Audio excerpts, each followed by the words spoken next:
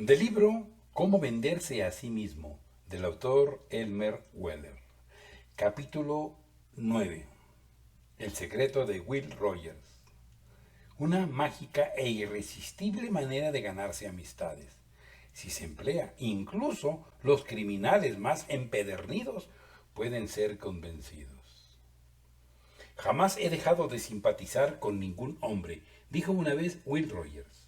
Muchos pensaron que aquella era una de tantas ocurrencias jocosas de Joe Rogers, pero una vez estando los dos con Amor Carter de Fort Worth, le pregunté, ¿es posible, hablando seriamente, que nadie te sea antipático? Yo sabía que Will trataba con gente desagradable, con estafadores, con embaucadores, como nos ocurre a todos. ¿Era pues posible que simpatizase con ellos? Will tenía fama de hombre bromista, pero era también un filósofo bastante discreto y sabía mostrarse serio cuando llegaba el caso. Desde luego, me aclaró, no apruebo todo lo que hace la gente, pero siempre hay algo de bueno en todos nosotros. Y añadió, si se conoce suficientemente a un hombre, siempre cabe encontrar algo bueno en él y también algo interesante. Todo depende de lo que tú busques en ese individuo. También hay algo bueno en los maledicentes y en la gente de mentalidad estrecha. Yo insistí. ¿También reza eso con la gente de mentalidad estrecha? ¿También con los que solemos llamar cotillas? ¿También con los que llevan a cabo cosas viles y rastreras? ¿También simpatizas con ellos? Una vez, me contestó Will, leí que a Abe Lincoln le hicieron la misma pregunta, puesto que se negaba a tomar venganza de quienes le difamaban, le ridiculizaban y le desacreditaban. Lincoln respondió que los actos de los hombres dimanan de sus temperamentos y que en la formación de sus caracteres intervienen muchos elementos que se escapan a su voluntad, porque todo depende de dónde ha nacido uno, de la gente con la que ha tratado y de no pocas otras cosas. Por tanto, añadía Lincoln, no puede uno ofenderse con una persona que le obstruye el camino, como no puede hacerlo con un árbol que, doblado por el viento, se le obstruye también a usted. Will Rogers, pues no tenía motivos para odiar a una persona que hubiera contraído, para su desgracia, el hábito del cotilleo. Tan pocos motivos como para odiar a un individuo que tuviera la mala costumbre de no limpiarse los dientes. No le gustaban los cotilleos, les gustan a pocas personas. También aborrecía la mezquindad. Todo ello lo consideraba como necedades, no como actos de mal comportamiento. Tengo la convicción de que Will Rogers simpatizaba realmente con todos los que conocía. Todos simpatizaban con Will. Hay una cosa interesante en simpatizar con la gente, y es que la gente suele entonces simpatizar con uno. Inicie usted una cadena y diga, tal persona me es simpática. Eso llegará a sus oídos y le hará responder, verdaderamente él también me ha sido siempre simpático a mí. Y una cosa jocosa, a propósito de las maledicencias, hable usted mal de los demás y verá cómo ellos hablan mal de usted. Siempre existe la tentación de escuchar a los maledicentes, pero debe recordarse que si ahora un cotilla le habla mal de otra persona, la próxima vez cabe que el mismo individuo hable mal de usted al otro. Ojo con los cotillas. Evite su compañía, no dé al maledicente la menor ocasión de estar con usted, de descubrir algo acerca de usted y de hablar de ello en otro lugar. Convencido estoy de que esa faceta de su carácter hizo que Will Rogers fuera una de las personas más universalmente estimadas que he conocido nunca. Will Rogers simpatizaba con todos y todos simpatizaban con Will Rogers. La razón de lo antedicho. El mayor cumplido que puede uno dedicar a un ser humano es simpatizar con él. ¿No ha pensado usted nunca en ello? Saber que alguien nos estima suscita en nuestro interior ciertos sentimientos. Nos encontramos mejor, nuestro ego se esponja, nos consideramos importantes y nuestro corazón se nota afectado. Instintivamente simpatizamos con aquel que simpatiza con nosotros. Así, si a usted le gusta cotillar, Hágalo dedicando alabanzas a los conocidos. Los otros cotilla harán correr la voz y usted se habrá ganado un amigo. Así, hasta los cotillas pueden prestarle un servicio, que transmitan noticias buenas y no malas. Procure que no desvirtúen lo que usted diga.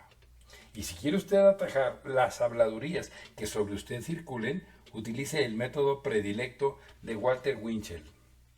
Si continúa propalando mentiras sobre mí, señor mío, yo empezaré a propalar la verdad acerca de usted. Ordinariamente eso basta para amedrentar al chismoso. La personalidad que se impone. Cuando se ve a un hombre poseedor de una personalidad que se impone y que atrae instintivamente a los demás, se puede dar por sentado que esa persona tiene auténtico interés por sus semejantes. Todos simpatizaban con mi abuelo porque siempre ponía mentalmente el brazo alrededor de la persona con quien hablaba. Se inclinaba hacia uno física y mentalmente y se interesaba por uno de manera auténtica. Era una persona que sabía escuchar y un excelente conversador. El secreto de una personalidad atractiva y apreciada por todos consiste, en primer lugar, en que aprecie a los demás. Mark Twain era uno de esos tipos, Theodore Roosevelt otro. Sabía que la mejor manera de que la gente nos aprecie consiste en empezar por apreciar a la gente. Cuando uno estima a la gente, no la estima en virtud de su intelecto, sino de un instinto profundamente arraigado. También los animales responden a ese reflejo instintivo.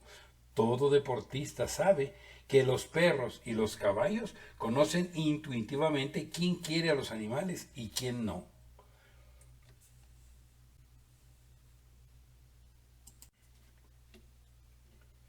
Recuérdese el proverbio: quien bien quiere a Juan, bien quiere a su can. Mucha verdad hay en ello. Cuando alguien se aproxima a mi rancho Sisley, mis perros enseguida conocen quién es amigo y quién enemigo, aunque una vez pasaron por alto a un agente del juzgado que venía a entregarme una citación para un proceso. Vendedores de puerta a puerta.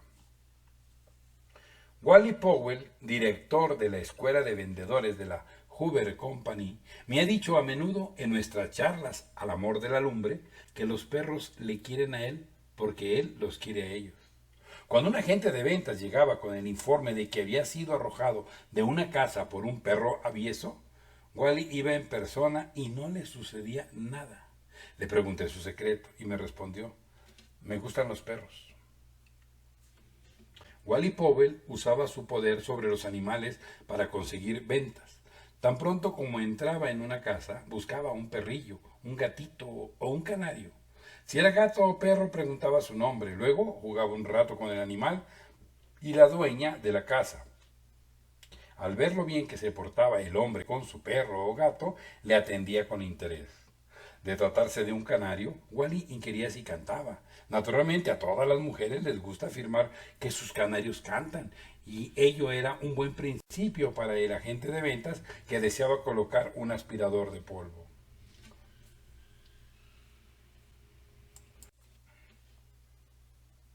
Muchas personas se enorgullecen diciendo que no les gustan los perros. Eso constituye un error. Un perro dice a su amo muchísimas cosas sobre usted. Más vale empezar por simpatizar con los canes. Pero no lo finja. El perro adivina los fingimientos.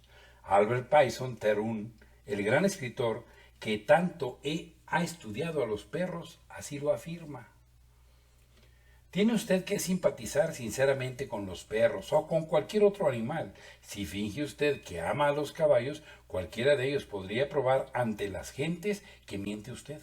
Por ejemplo, desmontándole o levantándole de manos. Y fingir que se ama a los perros es también arriesgado. El perro puede mostrar que usted miente dándole un mordisco. Sea verídico. Tenga simpatías o antipatías, pero con sinceridad. No engañe ni a las personas ni a los animales.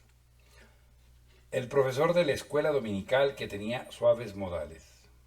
Hasta los más endurecidos criminales pueden dejarse influir por un género de magia como el empleado por Will Rogers. En la noche del lunes 4 de diciembre de 1944, 25 malhechores recluidos en la prisión federal de Atlanta, en Georgia, se amotinaron. Se apoderaron de 4 celadores y los retuvieron como rehenes, y luego se atrincheraron en el edificio de 5 pisos que les servía de residencia y lugar de aislamiento. Otros 78 presos fueron igualmente retenidos como rehenes, acaso alguno de ellos de buen grado. Los hombres recluidos en aquel edificio pertenecían a lo más recio de la gente de Lampa.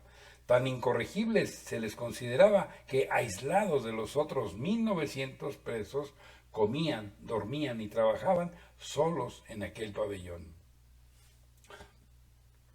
Todas las armas disponibles fueron apuntadas contra el edificio. El director Sanford no osaba emprender una acción enérgica por temor de que ello cortase la vida a los 4 celadores que se hallaban en calidad de rehenes. Se cortaron el agua y la calefacción a los rebeldes. Estos tampoco disponían de vituallas.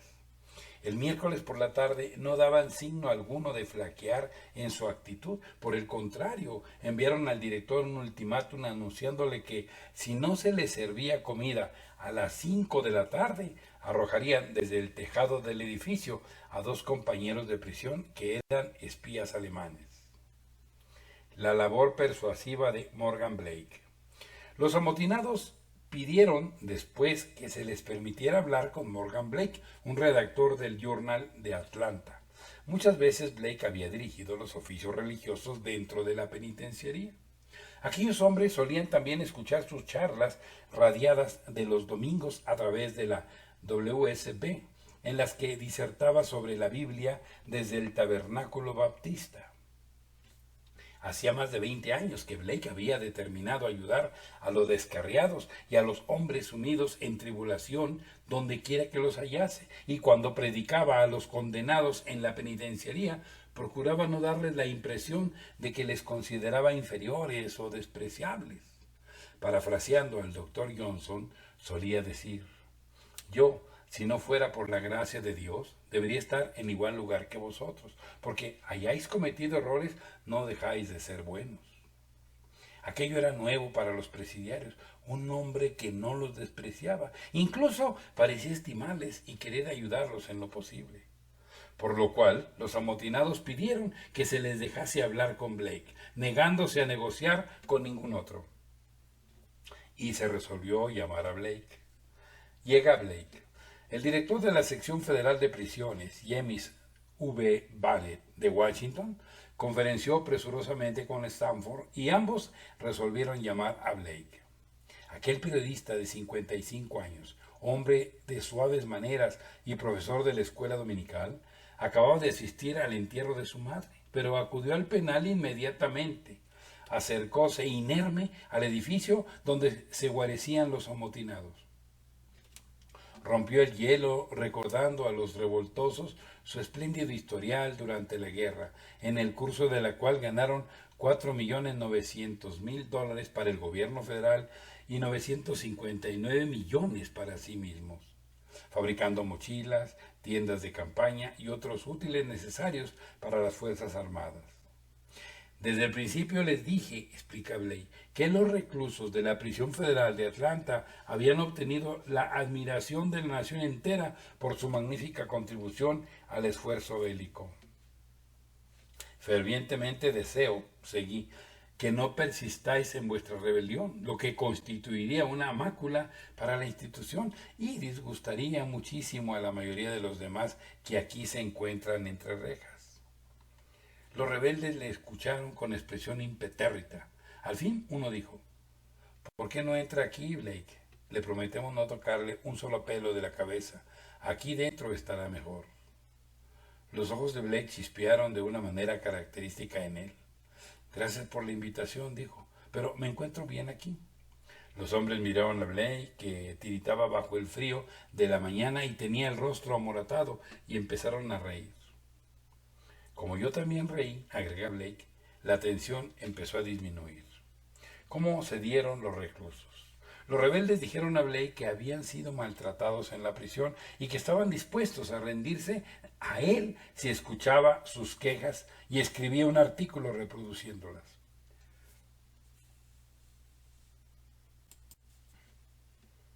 Aseguraban los amotinados que el servicio médico era deficiente, que en los últimos 6 meses no se había celebrado en su pabellón ni un solo oficio religioso y que ganaban salarios inferiores a los de los otros presidiarios.